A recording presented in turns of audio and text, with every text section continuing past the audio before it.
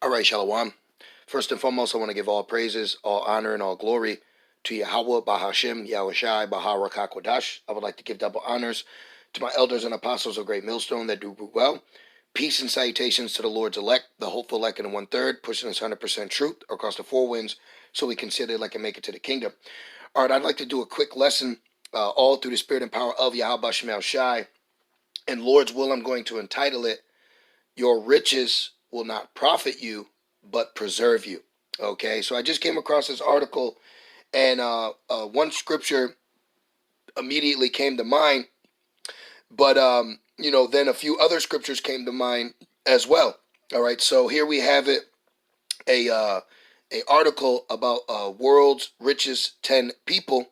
All right, and a lot of these people that you see on here, okay, are Edomites. And the days that we're coming into, all right, the money that these men have gathered, all right, through wickedness, that they've coveted, that they've, lusted and loved after and got through ill-gotten gain.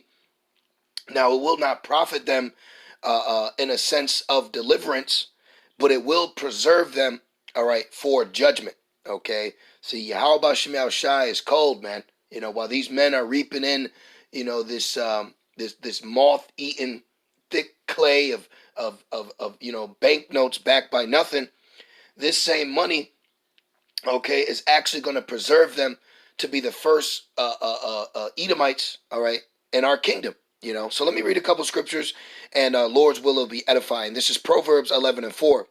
Riches profit not in the day of wrath, but righteousness delivereth from death. That's right. See, the money that you have, all right, you're not going to be able to buy your way into the kingdom, but this money that you have, all right, will buy you a ticket, okay, on a bunker, okay, and some deep, some deep base somewhere that will preserve you from the looming doom that's also prophesied. But within that, you're going to find out that you per se protected yourselves, okay, from the missiles, but you didn't protect yourself, all right, from Yahweh Shai. This is Ecclesiastes 5:10. It says, He that loveth silver shall not be satisfied with silver, nor he that loveth abundance with increase. This is also vanity. You see, because this money that they have, it's pointless. You cannot, you can't bribe Yahweh Bashem Yahweh Shai. You can't pay back with FRN notes the judgment that's coming for you. Even the Lord said that to other nations in the book of Joel. What shall you basically offer me? You see, because judgment is coming down the pike. Okay, judgment is coming down the pike, as they say. So this money that they have is not going to profit them, but it will preserve them. Okay, because there are prophecies that have to play out, and these rich men that they are showing you, and other rich men, and the ones that have enough money to where their names aren't even mentioned, that same money and that status, okay, it is going to preserve them as the first crops, man, the first gen, okay, of Edomites that will receive judgment in our kingdom. This is Acts 8:20. But Peter said unto him, now this is an account speaking to a sorcerer Israelite, but there's a point to be made. Acts 8:20. But Peter said unto him, Thy money perish with thee, because thou hast thought that the gift of the Most High may be purchased with money. You see, so the money that they have is going to perish, but the same money that they have is going to preserve them. Now I'm going to get it, but I just kind of want to build it up, all right, because people have this false notion, okay, that money solves everything. It's not. It says riches profit not in the day of wrath. Like all these jakes out here that got a couple 100,000 or a couple million or a couple 100 million, that's not going to deliver them when destruction comes, okay? It's not. You see, they are fooled, all right? They're beguiled, okay? And the one who's beguiled them, well, that same pit that he's dug for them, he's going to fall into himself, man.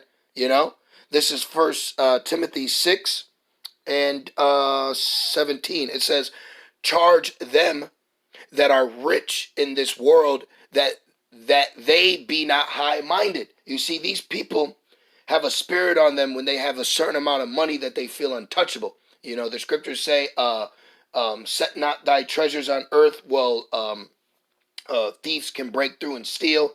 You see? So people have a high-minded mentality when they got a couple dollars, okay, or they got a couple hundred or a couple $1,000, you see? But that money is not going to profit you, but it will preserve you, okay? You have certain movies like, I believe it's 2012, where you had to have a certain amount of money to get a ticket on what they called the Ark when the destruction came, okay? So you can use those movies like that as an example for what ultimately is going to come, because I will go into the prophecies. There are certain men, certain women, and certain people, okay, that will be hidden in bunkers and mountains and fallout shelters that will protect them from the nukes, but it will not protect them from the wrath of Yahweh Shai. So it's so beautiful to see how Esau can brag and boast and gloat, all right, in his money, but he doesn't know that this money is actually going to be a snare for him, okay? It's going to be a snare because it may protect you from the nukes, but it won't protect you from Yahweh Shai. 1 Timothy 6:17, it says, charge them that are rich in this world, because also, too, the real riches is the wisdom. The real riches is the knowledge and understanding of Yahweh Shem Shai, and that wisdom was only given to the Lord's people, and at that, the elect on this side. It says, nor trust in uncertain riches. Right, the dollar's about to collapse. Okay, the money that you have today is uncertain riches. All right, and it says, but in the living power, who giveth us richly all things to enjoy. You see, so we are supposed to trust in Yahweh Shem Shai, not uncertain riches, not the FRNs, okay, not these banknotes, but our oppressor, okay, they trust in those things, but then they'll put in God we trust. But their God isn't the God of the Bible. It isn't the God of Abraham, Isaac, and Jacob, okay? They deal with power on the left-hand side, and they don't even know the power that they deal with on the left-hand side takes orders from the Most High. You see? So these people are completely in a trick bag. And when I saw that article, immediately, I thought about that scripture in Proverbs, but then the Spirit just started, pouring out other scriptures, and it's beautiful. This is why we're not envious of sinners, man. Okay, this money that you have right now is temporal, but it's not gonna put you in a good position with Yahweh Shem Shai. It's only going to preserve you for more judgment by Yahweh Shem Shai. Okay, so Esau Edom is literally has been supplanted over and over again. This is Proverbs 10:2. Treasures of wickedness profit nothing. You see that? But righteousness delivereth from death, and that's what we are. We're here in a wicked, wicked, disgusting place. All right, rehearsing the righteous acts, while our evil twin brother, okay, the murderer from the beginning, is out here smiling, boasting and bragging and thinking to be in a good estate because he has money. But this money he has isn't going to protect him. It will only preserve him. Okay, and that's a beautiful mindset, to walk in and understand, because a lot of our people, they're they feel like they're missing out if they're not in the position of Esau. But you don't want to be an Edomite, man. Okay, just being an Israelite alone, all right, is a nationality, is a position in life that can't be bought on a shelf, but it had to be bought with the life of Yahweh Shai. Okay, because salvation is only to the nation of Israel, but on top of that, because of what Yahweh Shai did, we have already been bought with a price, and that was with a man's life. So there's no money, okay, that can compare to that.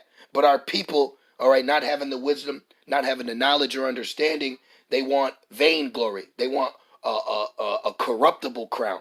This money is going to perish with our oppressors, all right? But the money that they have is going to put them in a seat of what they feel they're going to be preserved of the destruction coming. But what it's going to do is it's going to keep them as a nice in a nice position for when Yahweh Shai comes back to scoop them up, man. Okay, because I'm gonna get it. This is Proverbs 16:16, but I have a 2 points to make.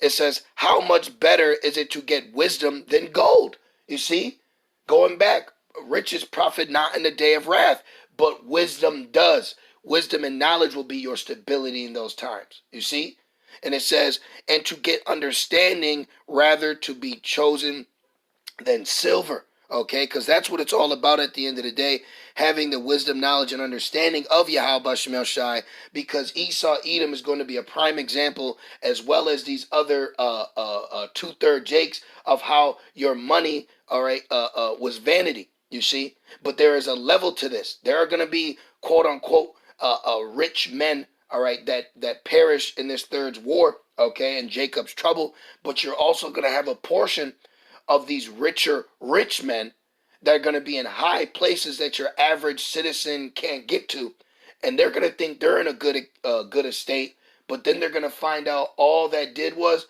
preserve them, okay, for even a greater judgment. This is Proverbs 30:8. It says, "Remove far from me vanity and lies, give me neither poverty nor riches, feed me with food convenient for me." You see, so that's what it's all about at the end of the day, is for us, okay, to have exactly what we need to sustain us in this captivity till we get delivered. But these other men, okay, of our people, they have become corrupted by the vanity of this world, and that's ultimately what's going to destroy them. Now, they weren't chosen from the foundation of the earth, so it plays out, because the Most High makes men rich, he makes men poor. Let's get that real quick. So there's going to be portions of our people that have lusted after the life of our oppressors, okay, and that same lust is what's going to destroy them.